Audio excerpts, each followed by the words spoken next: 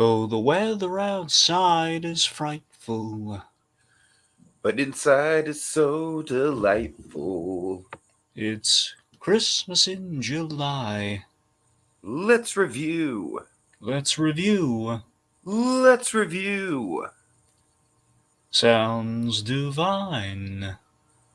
Season 9. Bum. Bum. All right, that's right. So, folks, we are here for a late night Christmas in July. And Dragon, I got to tell you, this is a bit of a throwback for me. Just in the sense that this really reminds me of the first couple of years we were doing this, and I got to tell you, this is like the biggest kind of just dive headfirst into a series without really knowing any of the fundamentals in a while. Like, I know Castle is a very formulaic show, but like, I don't know, for some reason, Dragon, oddly enough, this is weird, but it's like I felt a little bit of nostalgia for just like, I have no idea who any of these people are. I'm mildly invested in their stories, I guess. Dragon, I have a few hangups on the storytelling this episode. I think there's probably one too many red herrings. I think Fred Jones would be going crazy with the amount of red herrings in this episode. A lot of red and green lights, much like Red Herring's costume. A lot of red and green. But overall, I think it was a solid. It was a solid pick. And Dragon, I mean, absolutely. Like, I can see why you picked it just for all the Nathan Fillion stuff alone. I mean, obviously, he is the bedrock of this episode. Yeah, this is Nathan Fillion in his prime, as far as I'm concerned. I mean, my God. I mean, of course, Nathan Fillion, he's always great. I mean, seriously, you should watch The Rookie, Tiki. And The Rookie and The Good Doctor, those are the procedurals you'll want to watch these days. Like the modern procedural, which it's not procedural at all. It's like, let's just, ABC just really has their head on. And this is, yet again, Castle was an ABC show. So again, it's kind of a generational passing of the torch thing. If you look at it, it's, something like The Rookie is very much okay. This is the very realistic, police procedural of today that actually is interesting. And then of course you have The Good Doctor, which is very much the medical procedural of like, okay, let's like kind of we have a gimmick, we have a premise, and we're just going to play it in the very real world, real setting, get all of our facts straight. And my God, do they do it? So Castle is very much a throwback to the to the simpler time of the procedural, in which okay, we have kind of our grabby kind of namesake kind of thing. Okay, Castle, what is that?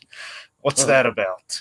And it's about the long story short, the very little I know about Castle. Because here's the thing, I love me some Nathan Fillion. I've always wanted to get to Castle, and very recently it was added to Hulu. Now, unfortunately, I was not able to binge through it after the first episode because it's basically I was going to, but Hulu makes things hard to binge sometimes because of all the commercials, and it Oh, kind of takes you out of the action. And I kind of got distracted with other things. And I got to admit, the Castle pilot, it was not the instant sell I hoped it would be. It is I can see it being a good show. I've heard nothing but good praise, and I can see myself watching it for Fillion. It's just, it's like this is season 5, in which we reach a groove with things that I can absolutely see myself watching. But season 1 is going to be like the whole will they, won't they season, I'm sure. sure. And the point being, Castle, very, very kind of simple, ingenious premise of, okay, it's the usual consultancy premise of which we have a character who we don't want to be just a detective or a cop. So what do? He's a consultant with the police department, in which, in this case, the NYPD, I believe. He's a consultant with the NYPD. He's a true crime writer who has written like hundreds of novels, very very notable, very kind of acclaimed. Point is, he's very known entity, and he is basically solving crimes with his female partners, played by the lovely Stana Katic. And that's pretty much all I know about it. It's just pretty much a kind of writer who may have been washed up, but kind of found his new calling, and yeah, it's just Nathan Fillion being charming for about 40 minutes on the regular. All right, so really quick, Dragon, I want to give a big shout out to Atomic Beast for joining us this late at night. Man, I truly appreciate it that you're even bothering to tune in this late. He says this episode, the day Santa died. Yeah, yeah, it's Okay, impressive. Castle went on for like 8 seasons. I mean, it does seem like genuine good comfort food, honestly, just Oh with the yeah, for Nathan sure. Fillion performance. Like Nathan Fillion is just like, here, show, take my back and let me hoist you upon my back and carry you. All Right. right. Yeah. So Yeah, that's the thing. I agree with you. It was kind of a throwback to you and I are very much on equal footing here. I've seen the first episode and just kind of a general sense for the show, but I have not watched the show, and you are very much you have not probably watched any of this. Am I right? Yeah, I mean, I remember the ads for this show when it was first coming on. Just the sell of like, ooh, he's a true crime writer, and she's a tough as nails cop or whatever. You know what's weird though? I've seen on the regular, I've seen comics of this in my comic Oh, shop. that's Like funny. they're like the media tie-in kind of like comics that they did when the show was You on. know You what's can funny see is that like I get this show and Bones mixed up in my head all the time. that's what I'm saying. There was a point, and I don't know which came first. There was a point where again the procedural kind of like team up sort of thing happened. Now Bones With is the not will they exactly. won't they dynamic. Yeah, with the will they won't they dynamic. Uh, Now to be fair, Bones is not Bones. I want to say they're both. I know. The David Boreanaz is I believe he's the detective, and I believe Emily Deschanel is less a detective, more of a. I think she's more of the forensic anthropologist or something. Like she's the bone person, hence the uh, name. I believe that's the dynamic, and that's the cell. Like, okay, it's not just two cops. One's a cop and one's something else. Ooh, wow, what a twist. Which is what every procedural, even today, does. Like even like going back to something like Forever, which I love. It's like, hey, we have an immortal medical examiner and a cop. Lucifer, it's the devil and a cop who's Okay, a lady. Lucifer is honestly the only one that's like a really solid sell for Yeah, me. Seriously, Lucifer what is fantastic. Now, Forever is also great though, but no, Lucifer is absolutely If like all the standalone episodes are as good as the Fabian one they is, are they are they're great. Seriously, Lucifer is absolutely the one you should watch. T. uh-huh. I Anyway, probably should. You're you probably really right. should. Plus, it's Yeah, on Netflix, and it's all the commercials are stripped out. Then it I becomes a know. Netflix show. Anyway, All right, so let's just jump right into it, Dragon. all right. So it's Christmas in New York. Knowing. I believe in Central Park. I just love how idyllic this first literal like 20 seconds of the episode is. Yeah, everything's going great. Little kid with a family making snow angels. But Tiki, Santa Claus is coming to town. He's coming at Mach 5. Yes. Oh my god, I just But love the change of expressions in the family members suddenly as they see it coming down. yep. Anyway, so he's just the base Santa's dead body falls from the sky. It's pretty much like the most elaborate, like the Santa Claus style killing off Santa. Yeah, yeah. I think this is the more gruesome version of like, no, the folks, that's the sound of his body dying. At least we think, but we find out he was already dead on arrival, so it's equally as bad. But All right, so Dragon, like this is kind of what I'm talking about, like as far as oh, I'm sorry, go ahead. I wasn't really going to say. I was going to make the cookie transition, but did you have anything else you wanted to say? Transition, yes. Yeah, we kind of transition from dead body to Christmas cookie. I made one of these as a kid. Did you make one of these in school when you made like the little gingerbread cookie ornament for the folks? Probably at some point I must have. Yeah. Anyway, so we have basically we have Castle's mom Martha, who's like an act. Basically, what I know about her, she's like a Why did former you broad. say that name? Yes, Tiki. I'm sorry.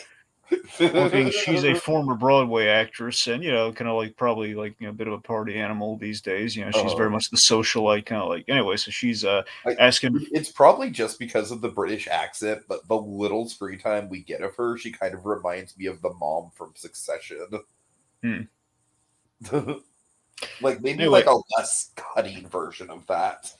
Like if right. the mom from Succession was actually fun and not just fake fun. Yeah. Anyways. Anyway, so she's looking for looking to It's make an icebreaker, dear. It's an icebreaker. yeah. Go ahead. Sorry. So she's looking to make a eggnog thing. Oh, she's gonna booze up the eggnog. No, we're making a big version for a party I'm gonna have. Basically, she's going caroling with the girls at Christmas. Her Broadway pals. So let's see. So okay, so point being, Castle's family essentially wants to alienate him during the holidays, during Christmas Eve, which the tradition is, you open all the presents on Christmas Eve, and the What about the morning, morning? Mornings are for stockings. which is great. So the Right, fact is, that's we see, almost like a Hank Hillism right there. Now, I believe this is the first Christmas episode they did on Castle, and there's another one in season Wow, 8. I I'm think actually kind of that's surprised it took them until season 5. I think that's the case. And again, I haven't seen the show, but I'm just saying, based on our Uh-huh. selection process, I believe there were like 2, maybe 3 tops, and this is the first one. Uh-huh. So that said, we really get an insight to see how festive Castle really is. And yeah, he does up Christmas right, all the decorations, everything. He loves spending with the Fillion's family. performance, I mean, I keep saying it, but like, oh my god, as far as the actual Christmas side of this episode goes, Dragon, he makes my heart glow. It's Me it's it's too. delightful. He's radiating Christmas spirit, and you can feel it. Right, right. So anyway, so like even the so again we have like whole like the castle house is decked out. Um so again they're gonna leave poor Richard Castle alone this holiday season. He seems to be overreacting a little bit. Cut to this awesome little Santa's village model that he has, like a little train set, little kind of village inside of it. Cut to, this is a really great transition. We transition to Central Park Uh-huh. and the crime scene. He's basically kind of like ranting to his partner. So I'm going to, based on this episode, I'm going to say by season 5 they're actually an item, but maybe like a public item. Yeah, it seems to me like yes, that seems to be the case. Like they have it come out like to the office and everything. Yeah, I think it's probably like a known. There's probably like a case of like I'm willing to bet if I'm reading the room that the coworkers are sort of like, come on guys, we all Yeah, know you don't have to keep exactly. It's probably one of those things. Like they're not signing the paperwork, but it's like everyone knows. It's like kind right, of common right. knowledge. Like, okay, who are you fooling? I mean, look at this guy. Look at Fillion. All the mothers love Fillion. Come Oh my on, god. seriously, all the Can mothers you in imagine the mothers. scene where Fillion goes to the dreaded mother-in-law in the episode Oh, that's you like, know she would have had the pants charmed off of her. oh my god. Seriously, though, Tiki, mothers love Nathan Fillion. It's like a Fillion's just bylaw. like, you know what, boss? I'm gonna do you a Christmas favor. I'm gonna smooth over things with you and this mother-in-law of yours. Yeah, I'm you gonna know. perform a Christmas miracle. Yeah, Oh he'd my do god. great with that. Anyway, so he vents to his partner, Kate Beckett here, Sonic Attic, that it's the first year, it's presumably their first year dating, and like she's saying no presents. I don't want any presents. Oh, Don't shop for me. And he's looking forward to spending Christmas with her, and all this. So we see that our writer here is a strong advocate for Christmas traditions. And then we walk up into the and crime scene. We have this. Santa's dead. God, I love Fillion's delivery. And now Santa is dead? And just like, Castle, I hate to break it to you, he's not Santa, not anymore. Oh my god, yeah. So it reminds it reminds me of another Christmas special that we covered. It reminds me exactly of the Tick when like it says, Tick, that wasn't Santa. I know, we fried him. Oh my god. All right, so it looks like long story short, it really looks like it's the real guy. They find like candy canes in the pocket. This guy's really committed to the craft, and they find an ID that says Kris Kringle. Uh-huh. So Castle's thinking this is like a Miracle on 34th Street situation without the happy ending. Oh my god. I just love how like some little part of him actually wants to believe it so hard. Yeah, I mean, it's the writer in him. He wants like the Right, truth right, be stranger than exactly. fiction approach. That's what he's all about. Well, why would he fly from the sky? What would be in the sky besides a plane? Huh? Yeah. So let's see. So if he fell from a plane, basically we have this like, oh, a plane, come on guys, like basically if he fell from a plane, it couldn't be a commercial plane, so it had to be something kind of private or smaller, like a helicopter, as they will later learn. And like Fillion's, like Castle here, he's throwing out like maybe he fell out of a sleigh. Mhm. All right, so we have kind of two. We have a few Scrooges in this, but our main Scrooge seems to be Kate. Like the Scrooge for our purposes seems to be Kate. Would that be right? Yes, yes. Like our typical version of someone who needs to get in the Christmas spirit but is not all bad, that would be Kate. Tom B says Santa probably died due to the heartbreak after learning in the future Thanos killed half the children population. Yep. Oh no, all the kids, I can't take it.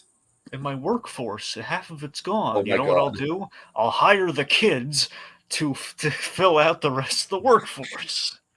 But then who is he going to give the presents to? Well, that's the thing. You cut out half. It's only half the kids, so Oh it's my less god. the presence to deliver, but all the workforce. There we go. All right. Anyways. Anyway, okay. Regardless, so we have we have like a bah humbug, literally someone coins here. So a lot of tropes right off the bat. By the way, Oh yeah, we should probably. So dead Santa in itself is a trope. yeah, we've had that. Yeah, We we have. got some dead. We got some dead Santa going on. We got like the family Yeah, traditions. the traditions, the Christmas Eve. I feel like people skipping Christmas Eve is a trope Hmm. in itself. Yep, we have Kate as our Scrooge. Indeed. Yep. All right, let's see. So they're working the crime scene. They find the only thing that's inauthentic on this guy, or technically, again, he's still really good though. This is the only thing that stands out amongst like the intraceable elements of the guy. The boots trace to a leather shop, to a leather Mhm. shop in Queens, I think. All right. And Dragon, this is honestly kind of the part of the episode that loses me just a little bit. Is like when we're not fully focused on Fillion and his Christmas stuff, and when we're just kind of like in the weeds of the investigation, and just sort of like, okay, we're going to interview this guy, and we're going to interview this guy, and then we're going to interview this guy again, and maybe it was the wife, and you know what I mean. I feel like that part of the episode, if you don't mind, I do kind of want to sort of not yada yada through it per se, but like I want to really focus on the Fillion Christmas stuff because I really do feel like the investigative stuff it's not bad per se. It really does feel like the writers are just kind of like, all right, like where are you gonna land, writers? Like where are you headed with this? It doesn't feel. I mean, it feels like maybe for the holiday episode, we probably should have trimmed out our usual procedural elements than we usually have on the show because they're going to get overshadowed rather easily, and it just feels like maybe Yeah, it's the yeah. Honestly, that's like maybe by five. Think about it, like 5 seasons in, the procedural might get a little old. Unless you're CSI and you have like a major serial killer play for like a whole season, that's not really going to fly. I could see that working with CSI, but yeah. That's what I'm saying. Like CSI usually, like they reach in the early seasons of CSI. Each season kind of had like a running theme or a gimmick, which really kind of took it through. Particularly season 7 of CSI is like the best season ever because you Ooh, have the Dollhouse Killer, which is amazing. who is the Dollhouse Killer? The Dollhouse Killer. What happens is the Dollhouse Killer No, I mean like what leaves. actor? Like it would be kind of spoiler if I told you. You want me to just tell you? Ah, okay, fine. All right. It's Anyways, not. It's not someone you're going to recognize, Tiki. That okay, don't. okay, It's not like one of those. It's not like a Dexter killer. It's just okay, it's a gotcha. killer, but it's a killer who has like a really awesome signature that you love. No, I just wasn't sure if it like when my mind goes to like awesome TV serial killers, I do kind of go to like the Dexter. No, it's conceptually a really cool serial Okay. killer. Anyway, like you haven't seen before, but like a really cool. Anyway. Uh-huh. So, sorry, getting back on point here. Regardless, yeah, just the point being, the work in the scene, they have the leather lead, and moving on there, we have, Kevin, one of our guys here. He's like, man, the death of Can I Santa. just say this dude seems like the most generic side character cop ever? I mean, now that's kind of might be harsh to say again. We're just jumping into like the middle of things here, I'm just so saying, like, there is a lot of character for the other one, for Esposito. Like, we actually do get, like, I actually, by the end of the episode, I grew to really like that guy. yeah. This guy, I'm not so sure. He seems a little, there's not a lot going on with him, personality wise. Yeah, I mean, it feels like he's probably best served in other episodes, but yeah, I'm Anyways, inclined to agree. He did seem rather milk toast, in a bottle, milk in a bottle. watch. So This episode is just gonna fucking like this podcast is just gonna blow up with the Castle fans. Like, leave Kevin alone. He's amazing. Kevin, let Kevin have his dreams and his wife in lingerie. Come Oh my on, god. it's the American dream. All right. So, point being, Javi. Speaking of which, Javi does not want to be alone during the holidays, so he's going to get a little desperate later on. uh So, point being, they have like a helicopter pilot lead. It's like, well, someone had to fly a helicopter, drop Santa out of. Meanwhile, Santa Claus, let's see, we had him on the table. He was shot with a 38 out of his sleigh. Ooh. Biggs Castle. They got red paint from the sleigh. They're again from a sleigh. Oh my god. Yeah, again, he's just like he on some level he genuinely does want to believe. All right, so we ID our Santa Claus. He is a Mr. Edmund Smith. Now, Javi, he came all the way down mainly to ask the medical examiner out, to ask Laney out, who basically turns him down. Look, Who if you want literally to ask, gets one scene and she's like, Javi, maybe later in the season.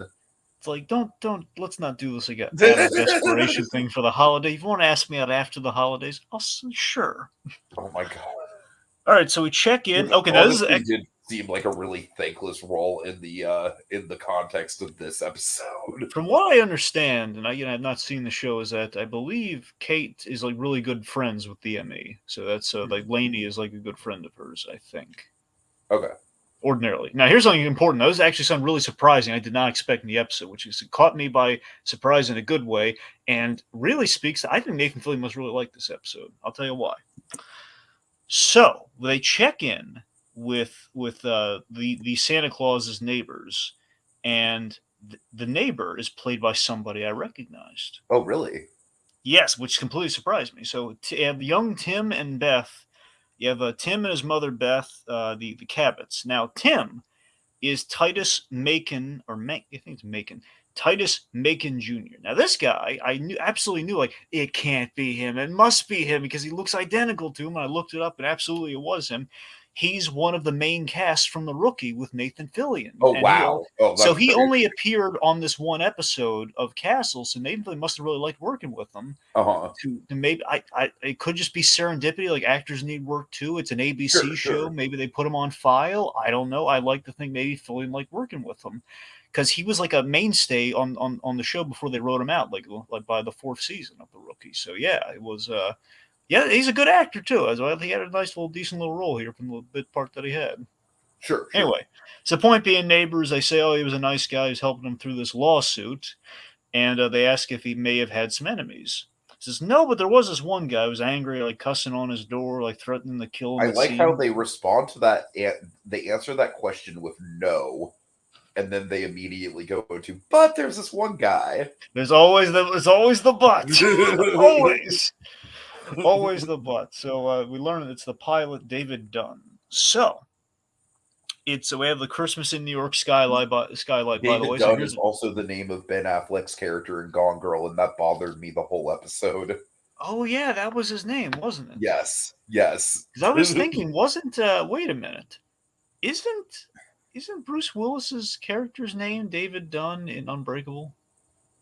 Oh wait, are you thinking of that? I think you're right. I think that's the connection I'm thinking of. Yeah, because I think it's David Dunn. It's not. It's like not Kevin or something, right? It's David. No, Bruce Willis is definitely. Hold on, quick Google. David something. At the very least, it's David something. I think it's David Dunn. Yeah, you're right. It's Unbreakable. Yeah. Ah, well, there you go. Did you check on Girl, see if it's two David Dunns, or you were? Oh God! Oh, that'd be crazy if it was two David. Okay, well, Dunns. quick. Hold on. Anyway, the point is, we have a Santa Claus who's named after famous Nick Dunn. Oh. I knew it was a Dunn. Anyways. Anyway, sorry. Maybe they're cousins. Anyway. Right. Point being, we have a lead with the kind of a Santa Claus who was a pilot. We got the New York skyline decked out for the holidays with the green and red lights. I would call that a trope, right? New York skyline in the holidays. Yes, at the very least. New York around the holidays in general. Can we just lump that together? I mean, sure. I'm thinking specifically to the Empire State Building with those lights. So that's kind of cool. Anyway, so so they're inside the building, which is decked out for the holidays. Castle loves Christmas. He's going on about oh man, I've oh my god, I love Nathan Fillion's delivery of wait till you see our tree. It's a 50-foot Douglas fir. And the train set, Dragon. The train set. Oh yeah, I love me the train set. I love how he's pointing at like Garland from like a lake in Canada somewhere. Oh my god, it's just adorable. For as jumbled as some of the procedural stuff is, it's this episode is totally worth covering just for stuff like that. Oh yeah, for sure. And I gotta tell you, I forget if this is a thing in the show. It's kind of it's kind of hard to tell how successful a writer is because he has a lot of books and people recognize him. So he does have famous contacts and he is recognized. That makes me think that he did have money from those books. I think the implication is like most writers, he is struggling, usually for the next idea. So it makes me think Uh, that perhaps he spent money irresponsibly for all the Christmas decorations. That's what I like to think. that's your headcanon. That's honestly, I think it might be founded, but I just don't, for the life of me, I just don't know. I like to think that perhaps Uh-huh. like he shouldn't be getting like a 15-footer and like here's like less the 15-footer, more like Garland shipped from Canada. Right, right, exactly. So that's the thing that makes me think, yeah, maybe he's irresponsibly spending some money because he likes Christmas a little too much. I don't know. It's like if you can fit that 15-footer through the door, by all means, do it.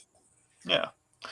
All right, so we happen upon a Santa school. So there's a trope for Okay, you. this is Santa school. amazing. This is amazing. This feels like something straight out of Jingle All the Way, Dragon, and I love Well, it. we literally have a Jingle All the Way sequence later, I know, I know, I but I love mean, it. also this is a very Hallmark thing. It's literally like a Hallmark movie, all about like a Santa school and everything. So Santa school is like is a very fun kind of classic Christmassy trope. It is a real thing. It is definitely a trope, yes.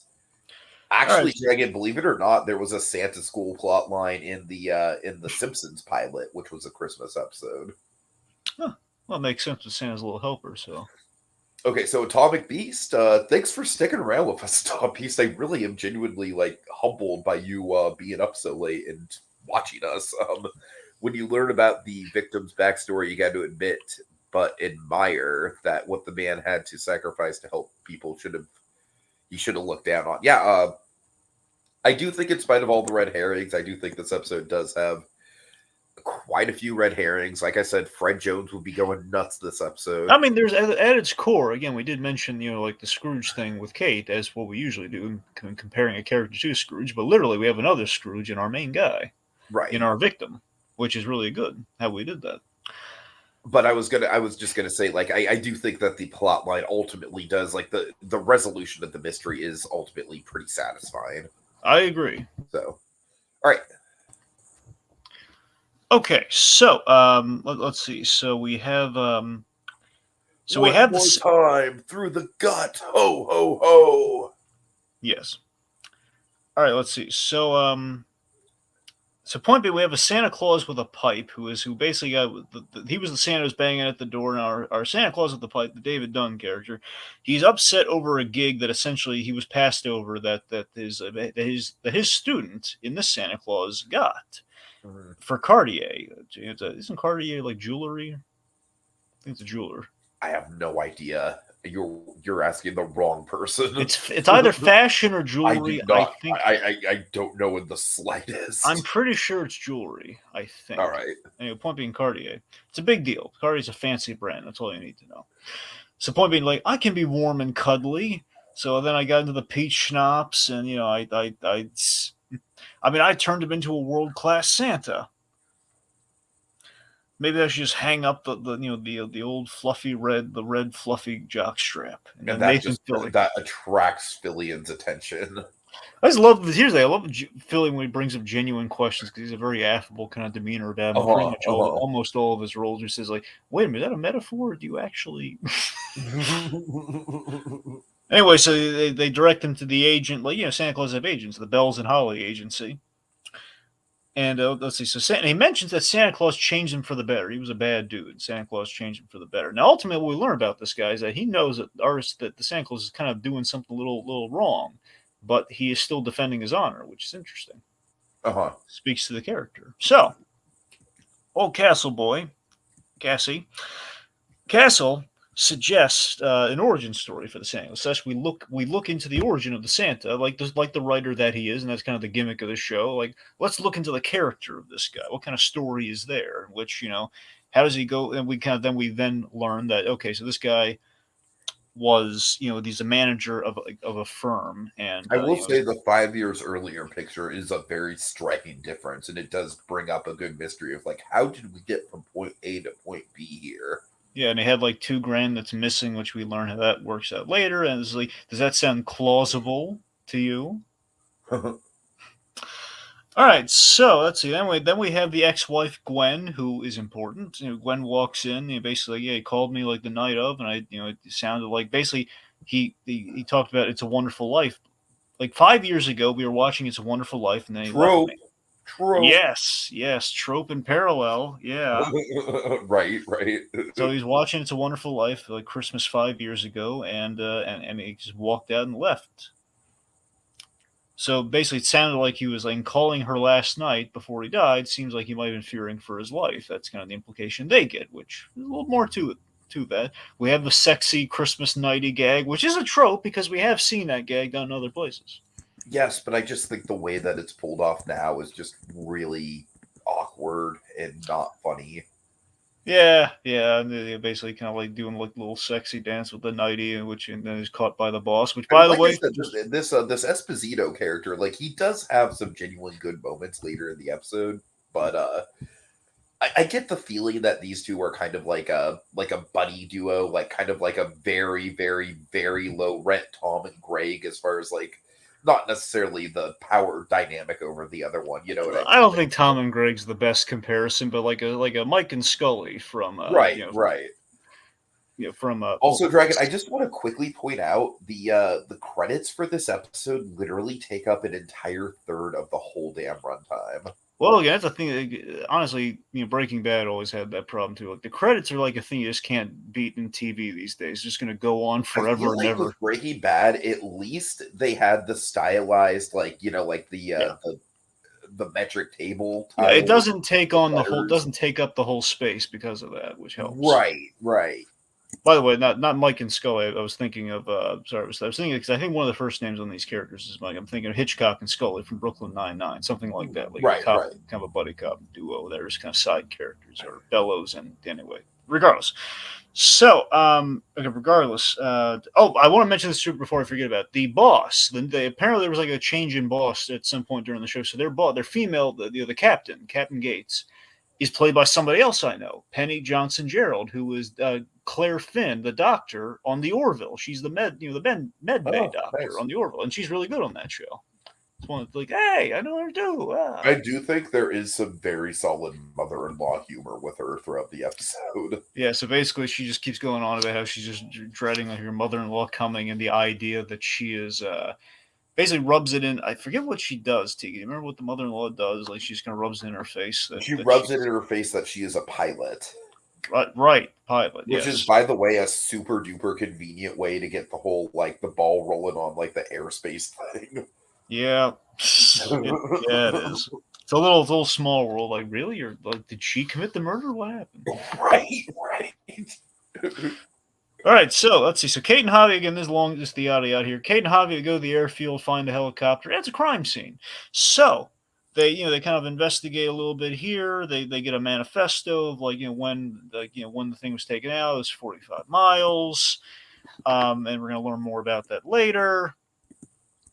So let's see. So Castle and Alexis, his daughter, they return from shopping, and Dragon, Alexis, we passed up a very, very, very important story beat, man. yeah, We passed up the very dramatic moment where Kate cannot go to Christmas Eve with Castle. that, oh yeah, you're right. Sorry, that I thought that happened after this, but you're right though. Yes, it did happen before. It happens right before the airport. Yeah, so Castle's like paralleling things to movies, and then Kate brings up that she can't make it to Christmas Eve, And Dragon, like he like had hoped. when I first watched the episode, I was like, okay, this is a little much, but honestly, I feel like the scene works twofold. That like Kate does have a legitimately like really Mm-hmm. good reason for wanting to skip out on it, Yes. and also like I just love how Nathan Fillion like it gets so fucking melodramatic. Dragon, his world is just crushed.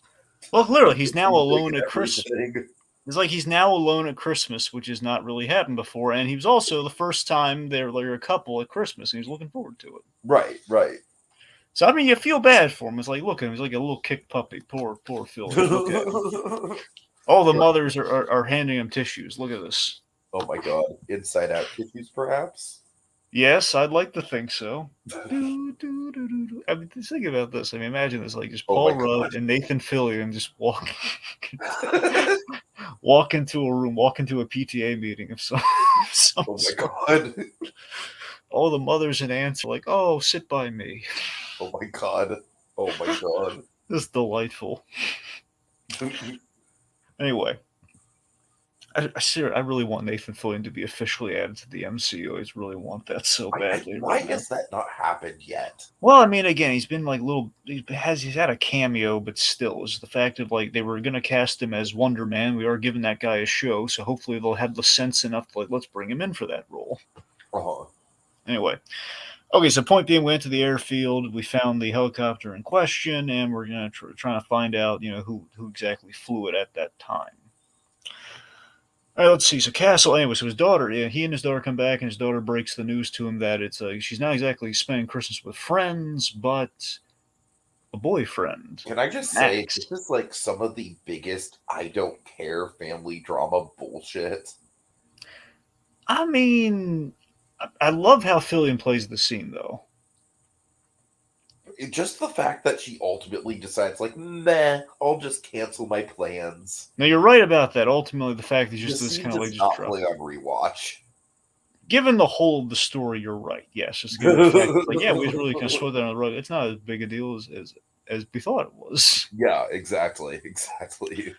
Anyway, so the point being, it's like, yeah, well, I like a bad poet. You bring him in, bring him over. And then, of course, she like a knife in the heart. She's like, uh, okay, but you'll be with Beckett, so it's fine, right? Yep, and of course she doesn't know. All right, let's see. So, okay, so we're moving forward. Oh my god, this is hmm, like this next scene is like the ultimate like fucking sad puppy dog Fillion Dragon. okay, so we're going to oh, remember, so Fillion, so Castle here, he's trying to schmooze Captain Gates, Uh-huh. with a gift to basically get Kate the shift off, like give her like the night shift off, which we learned that we thought she'd been sided with for Christmas, and then we reveal as Gates is like, look, I would never force someone to work on Christmas. It's not me, and it's like, plus how I deal with my staff is my business, man. So she basically reveals that no, Kate requested Christmas, which is like a knife to the heart to Fillion. Yeah, And honestly, in this moment, you really do feel it. Like she does have a very legitimate reason, but I feel like this is like the opposite of the moment we just went over, where it's like on rewatch, I feel like this moment plays better. yeah, no, it does. Yeah. So anyway, so then we have a really great bit where we're in the next sequence, and they're in the office interrogating the case commerce people. We have this like giant Christmas light display outside. I don't mean like lit Christmas lights. I mean literally giant Christmas light, little giant Christmas bulbs by the Uh-huh. fountain, which cracks me up because it seems like the most like who would just have giant Christmas bulbs that don't light up? Right. Anyway, so Castle's a little ticked off. But he was trying to play it cool, like he's a little ticked off, like yeah, we're just he's working the case with her. Apparently there was a heist last night at the Christmas party, and it was perpetrated by seemingly by the Santa Claus, the same Santa Claus they're investigating, and a clock worth $30,000 has gone missing. It was taken. It's like the only thing that was taken. So with the So clock dragon, I feel like I do like the resolution of the clock. I really do. I just feel like it's maybe one too many mysteries we're throwing into the pot. agreed. We probably should have drawn maybe more of a straight line, but Yeah. I don't know. It's just like it's me kind of nitpicking the procedural format, but I'm just like, all right, like, this clock's gotta have a payoff. Like it feels a little bit like ticking boxes, like as far as the writing room goes. I mean, honestly, I gotta be honest. I question the death itself. With like, man, it's a little might be a little convenient how that death happened. Where like, it was a failed heist that ended up he's shot by the perpetrator in question, who is not like I was thinking a security guy shot him, That's what I was but thinking it was too. but Yeah. it was covered up, and that is not the case at all. And just the fact of who the murderer is, it's like a little I do not like the reveal of who the murderer is. We will yeah. get to that. So anyway, so point being, $30,000 clock was went missing, and the helicopter took off. So Fillion has this great thing where he lays out this theory of like of why a clock. Maybe it's a secret society of maybe it's part of like a secret society of Santas, and the clock is a symbol I to want to see count Scott down the Snyder write a mini arc of that. Oh God, yeah. Oh, Just like yes, the I do. secret society of Santas. It doesn't even have to do with Batman. I just want to see him tackle that I concept. mean, he has tackled non-Batman stuff, so it's entirely okay. It's something he's done, like American Vampire, so he can do it. But yes, Could you imagine that, Dragon? Like, there's a secret society where like the really prestigious mall Santas. It's like not all mall Santas are actually Santa, but like all like there's like a corporate like a government of mall Santas. yeah, it's basically like the Happy-Go-Lucky Court of Owls, but it's Santa Claus. Oh God! Oh, I want it now. I want it. Anyways, that is seriously like a way to like make the Santa world building cool again. Yeah, but it's like they're guardians of time, says Fillion awesomely. All right, so anyway, so we're still no closer to finding out, how our born again Santa Claus, why if he was so good, why did he do a heist and then he dies? Like, how does all that work? So he then confronts Kate about the truth. And then we have like a really good rationale for why she indeed lied to Castle. She shouldn't have lied to him. She should have told him about this. But then she reveals like Christmas. And this is, by the way, from what I understand, this whole thing is like the premise of the show she's referring to, and that she That's like her kind of what I mother, figured. Yeah, like the reason she became a detective, and she probably revealed this to him somewhere in the first season. I'm sure is that not the her pilot. I don't know if it was revealed in the pilot or not. I gotta be Uh huh. honest. It feels like a thing they would have revealed once they like got to actually have like a first conversation That beyond makes work. sense. Yeah, yeah. Essentially, she reveals that she became a detective because her mother was murdered. I'm going to assume the case was not solved. So that's basically, and probably happened around winter, which is basically our correlation here. Is that after her mother died, Christmas was essentially ruined, and they packed away the stuff and they just never got out again. And she always took the Christmas shift to basically kind of not think about what happened to her mother, Uh huh. which is again an excellent reason for why she's very distant at Christmas. And yeah, so again, it's a really basically winter really takes it out of her on that. So, and the idea that she keeps watch like on Christmas night so other families won't lose their loved ones like she did, Uh huh. which is nice. Good writing, good writing. And I like how she says like that's my tradition. Like that's what really got me about that whole scene. Yeah, no, absolutely, yeah. All right, let's see. So they found some trash evidence. Essentially, the idea that somebody's waiting on All that this roof. trash waiting to be thrown away. Yep. Sorry, I couldn't resist. Anyway, so we have trash that was on the rooftop around the helipad, and they basically combed through and they found, like, okay, someone was waiting here, and the person who was waiting had pipe tobacco. And who do we know in this episode, in this past 40 minutes, that Bruce has? Willis. Yes, yes. So old Beardy, he's been Oh smoking the pipe tobacco, God. and he's our guy. We bring him for interrogation, and we essentially drag it out of him that no, he didn't kill him, but he did know more than he was letting on to. Uh-huh.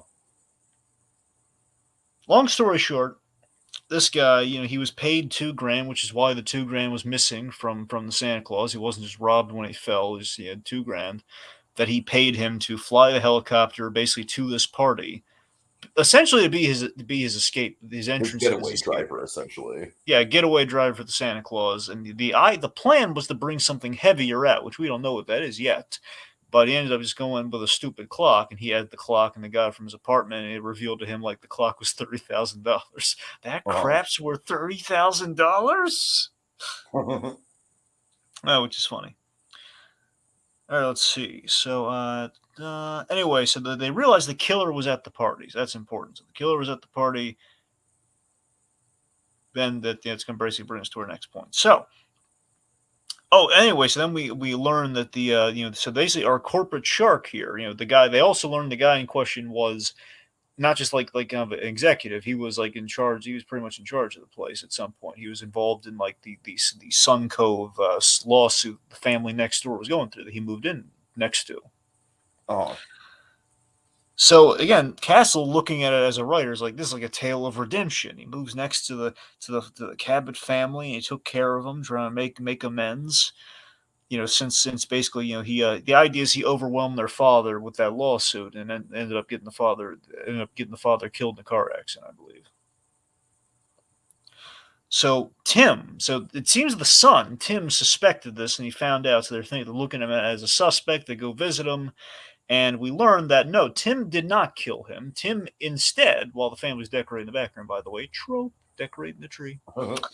Timmy boy, uh, Santa Ed here. Ed went to Tim and he told him the truth, and he was angry. But we learned that he's asking for forgiveness, and he basically proposed a plan where help me break into the place, and we'll get the evidence that will give you the justice your family deserves. They're Right, supposed to right. steal a whole buttload of files, which would have been really heavy, and the helicopter would provide a quick, tidy exit. But things went wrong. Dun dun dun. To quote Cobra Enter Bubbles. disgruntled ex-wife. Yes, so long story Dragon, I'm short, sorry, just the ex-wife doing it is a trope unto itself. Like, not a holiday trope, just a trope of these kind of shows. And I just to compress things a skosh here. I loved Kate calling out the scumbag boss who was like covering up the whole thing. I'm just like, no, there was no wrongdoing here, but basically cops do without saying that he killed him, and then we reveal the wife did it, ex-wife, Gwenny girl, Gwen. this is just honestly to me such an unsatisfying reveal. That's the fact that honestly, I would have liked the scumbag corporate guy to be the culprit here. I really would have. I honestly feel like it would be more satisfying just to be a security guard, because in that way it's like there's no one really at fault. You know what I mean? I mean, look, I'm not saying this is the same thing at all, but it would have been a little bit more like kind of Ferris Boyle from Heart of Ice or Batman the Animated Series. A little more like, it's like he commissioned it and he covered it up, and it was the sleep. And again, Right. Kate, it's the But fact, instead of honestly. like it just being the wife, it makes the whole thing like way more soap opera than it would have been if it was just happenstance. Like the security guard shot him as he was getting away. You know what I Well, let mean? me let me tell you the double-edged sword of the procedural, Tiki. As a guy who's seen a lot of procedurals, a lot Okay. of procedurals. So ultimately, what this is the old different kind of trope for our purposes, but the trope here with the procedural is you have it's always like the least likely suspect. It's the Sherlock Holmes thing. It's the whole like it's the person you least suspect. Like when you eliminate all likely possibilities, it's the least likely that is the case. So Right, right.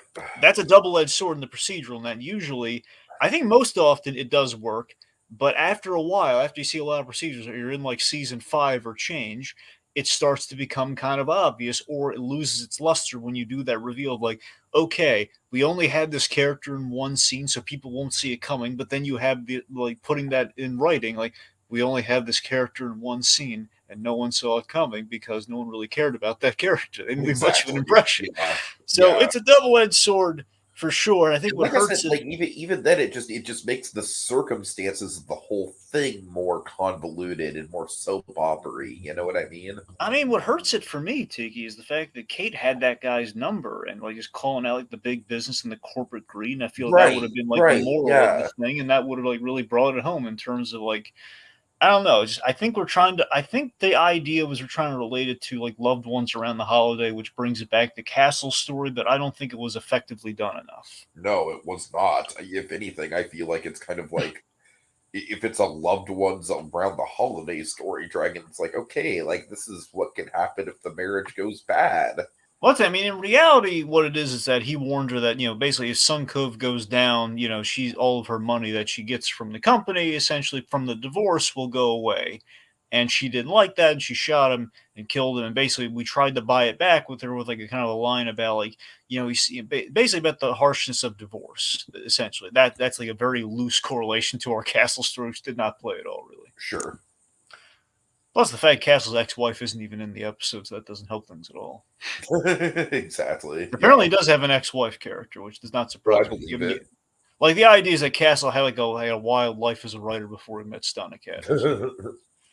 Anyway, so we learn okay, justice is going to be done. Like, hey, we sent all those documents to the U.S. Attorney's Office. 42 families are going to be done right by. Maybe he was kind of a Santa Claus after all, because the guy did turn his life around, and try to do a lot of good. And he basically pulled In like an the Ant end, Man. the Santa Claus was the friends that we made along the way. Yes, ultimately, yes. No, seriously, I love that Santa Claus. Ultimately, we were worried that no, maybe it wasn't so noble. It wasn't the Mister Rogers like figure after like kind of a transition that we all thought. But in reality, it was more of like an Ant Man thing. It's like Scott Lang doing his big heist to help Yeah, people. totally, totally. Yeah. So let's see. Anyway, so maybe there was Santa Claus after all. Let's see. So we have oh yeah, so we have like the Nutcracker. Oh, we have a Castle here remarking that even when things were bad, his mother during the holidays when they had much money, she would put on like a little production of Nutcracker Suite in their place. Uh-huh. It was nice. Again, Nutcracker Suite. Troop. Troop. Yep. All right, so we have mistletoe with the elevator, but Tiki, here's a rare subversion. No kiss. Yeah, because the will they won't they of it all, Dragon. Yeah, well, I mean, they are dating at this point, but Gotta in have that secret. sweet, sweet tension. Yeah, they're in work. They can't do that. Exactly. I mean, Tiki, you don't understand this. No, Tiki, they can't do that. It's work. Come on, Greg. What are you, homophobic? Okay, Tiki, save it for the thing. Don't tell him It's a now. teaser. It's a teaser, Dragon. It's called a teaser. All right. Okay, regardless. So, okay, let's see. So Kevin contemplates, Christmas because it's like he's thinking about, like the wife, like the girlfriend or the wife brought up like perhaps having kids, and it's kind of the opposite of what Javi's going through in terms of like he's at the beginnings of that, he's at the ends of that. Let's see. Meanwhile, we learned that Alexis and Martha they canceled their plans to spend Christmas with This good does old. not play well at all for me, I mean, honestly. out of context, it plays great, but in the context of the whole, it's like, man, their plans, we really deflated our stakes completely at the end there. Yeah, right. I mean, it would have been much nicer if like Castle was alone, but then she showed up. Exactly. Yeah, exactly. Thank you. I'm But glad you agree. I mean, it would have played better. What we have is nice, but it's not great. uh Anyway, so and honestly, we end on just the two of them anyway. So it really feels like we should have gone with the two of them.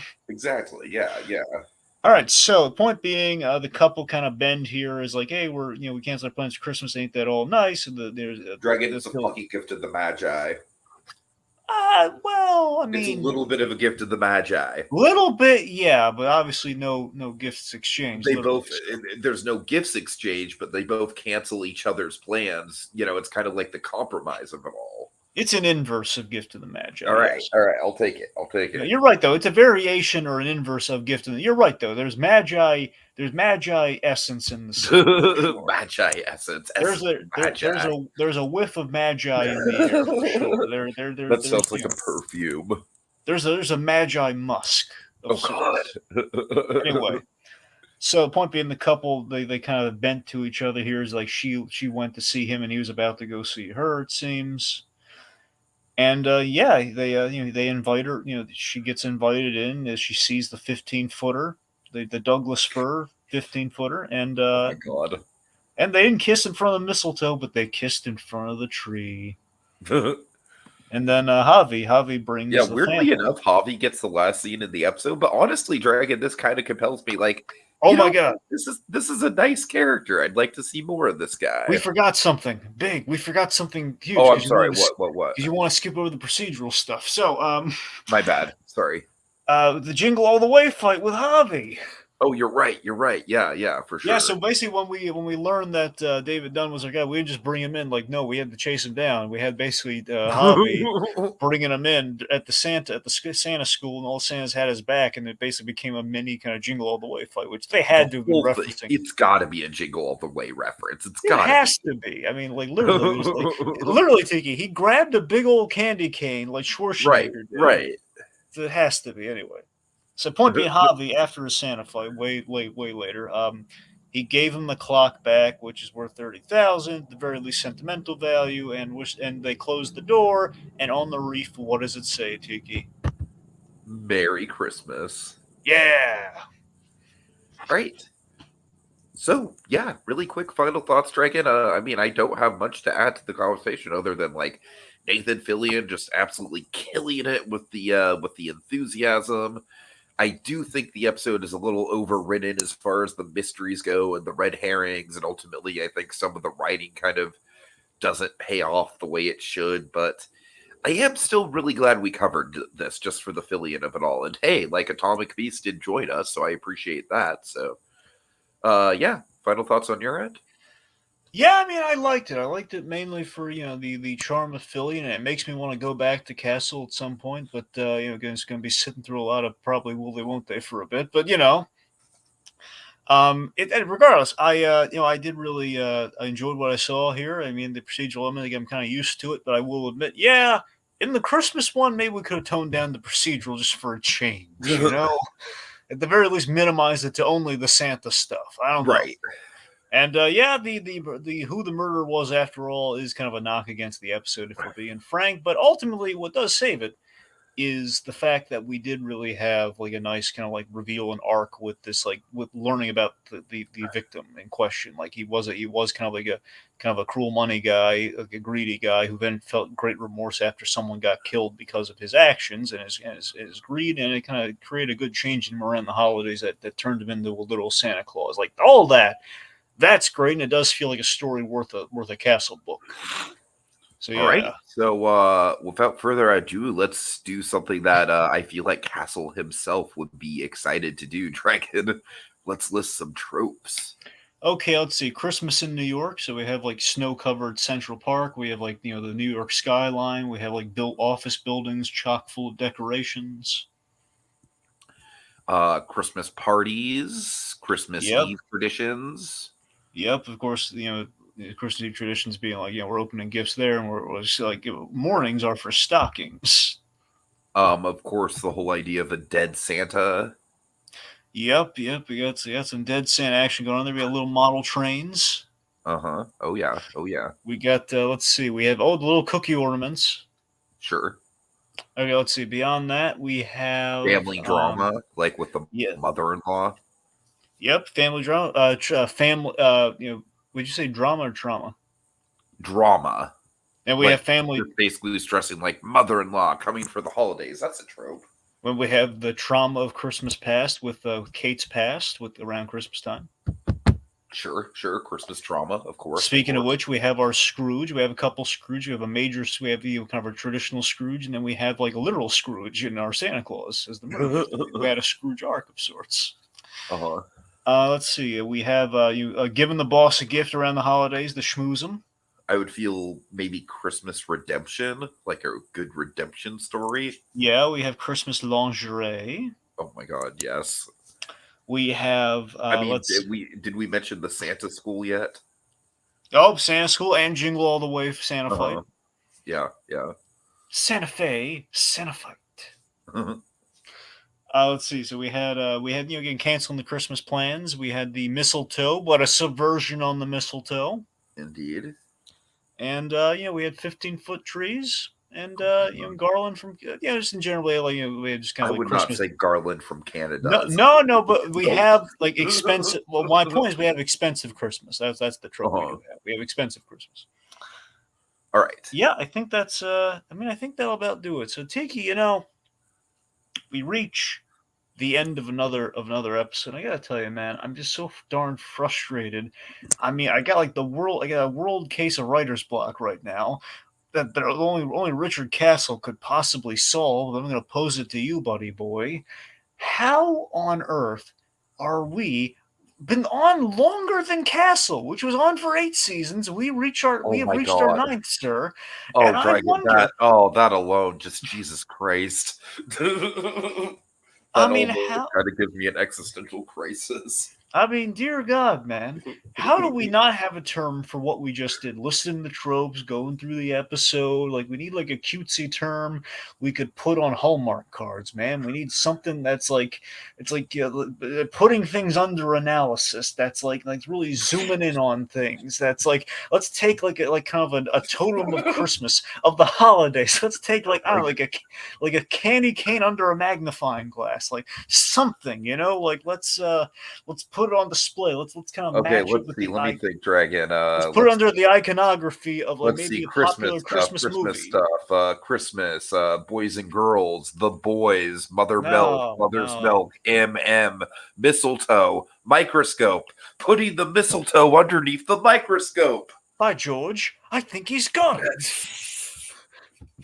Next time on Christmas in July. La la la la La la la la la la la la. la. And now Santa's dead. Now Santa's dead.